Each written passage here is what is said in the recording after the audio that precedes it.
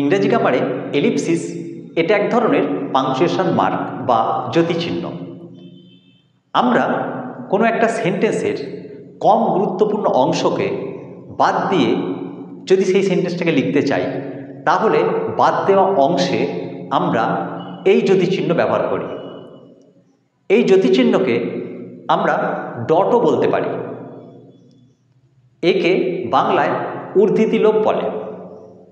আবার এই ellipsis compound সেন্টেন্সে একই ভার্ব বা ওয়ার্ড একাধিকবার ব্যবহার না করে আমরা যদি সেই ভার্ব বা ওয়ার্ডের লোপ ঘটাই, তখন সেই সেন্টেন্সকে আমরা এলিপসিস বা শব্দলোপও বলতে পারি। এই শব্দলোপ বা এলিপসিস ব্যবহার করে ওই সেন্টেন্সের কিন্তু কোনো রকম অর্থের পরিবর্তন হয় না। আবার সেক্ষেত্রে এই ডট মানে যে পাংচুয়েশন মার্ক সেটাও বসাতে হয় না। তাহলে আমরা দেখছি যে এলিপসিস একদিকে উদ্ধৃতি লোপ অর্থে পাংচুয়েশন মার্ক হিসাবে ইংরেজি গ্রামারে ব্যবহার হয়, আবার শব্দলোপ অর্থেও ইংরেজি গ্রামারে ব্যবহার হয়। দেখো, উদ্ধৃতি লোপ হিসাবে এই এলিপসিস, যার প্লুরাল নাম্বার এলিপসিস, তার ব্যবহারটা কেমন দেখো। আমি বলছিলাম ডট বলা হয় একে।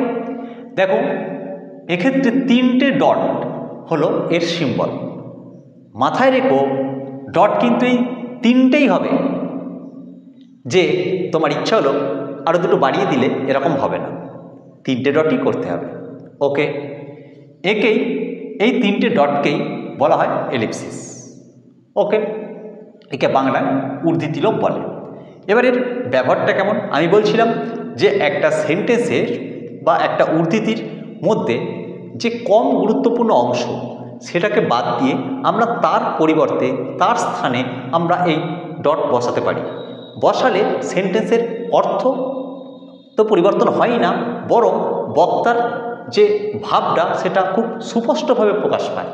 যেমন দেখো, আমি এখানে লিখেছি today after hours of careful thought we vetoed the বিল।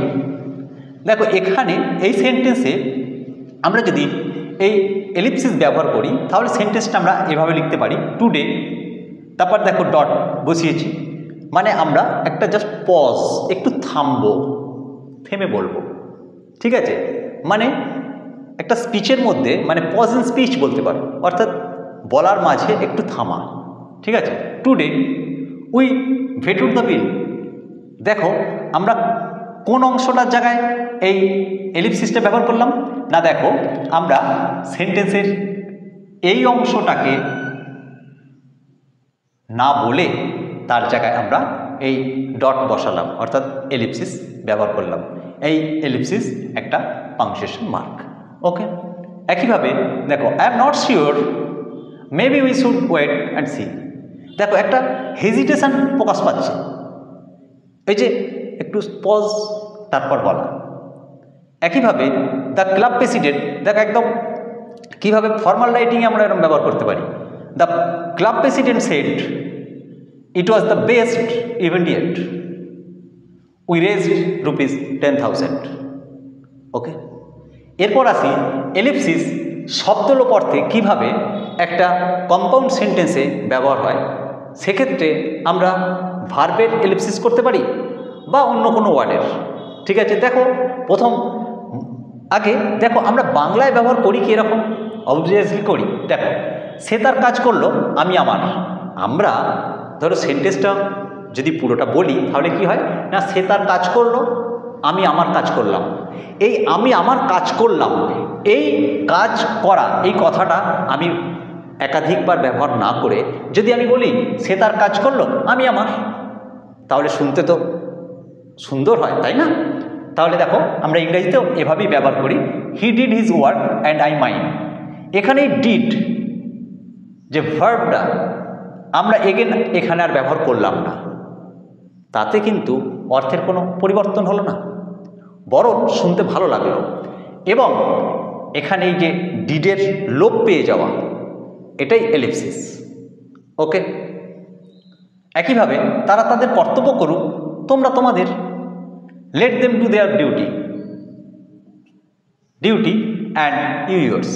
এখানেও একইভাবে ডু ভার্বের, দেখো এখানে লোক, পৃথিবী সূর্যের চারধারে করে, চন্দ্র পৃথিবীর, আমরা বাংলায় বলি তো, ইংরেজিতেও এরকম এলিপসিস হয়। The earth moves round the sun, the moon the earth. Okay, তাই তো, অর্থাৎ পৃথিবী সূর্যের চারিদিকে ঘোরে। আমরা বললাম না চন্দ্র পৃথিবীর চারিদিকে ঘোরে, না বলে আমরা বললাম the moon the earth. Okay,